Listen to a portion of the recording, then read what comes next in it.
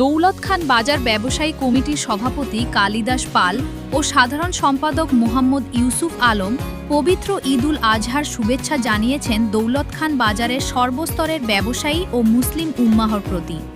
এক শুভেচ্ছা বার্তায় সাধারণ সম্পাদক মোহাম্মদ ইউসুফ আলম বলেন, প্রিয় দৌলত খান বাজার ব্যবসায়ী বৃন্দ, আসসালামু আলাইকুম। পবিত্র ঈদুল আজহা উপলক্ষে আপনাদের সবাইকে জানাই আন্তরিক ঈদ মোবারক। ত্যাগ, সৌহার্দ্য ও ভ্রাতৃত্বের মহিমায় উদ্ভাসিত হোক সবার জীবন।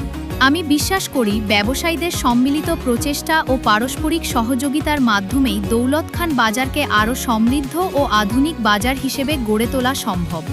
আপনাদের ভালোবাসা, দোয়া ও সমর্থনই আমার সবচেয়ে বড় শক্তি। তিনি পবিত্র ঈদুল আজহা উপলক্ষে স্বাস্থ্যবিধি ও পরিচ্ছন্নতা বজায় রেখে কোরবানি সম্পন্ন করার আহ্বান জানান এবং ঈদের আনন্দ সবার মাঝে ছড়িয়ে দেওয়ার অনুরোধ করেন।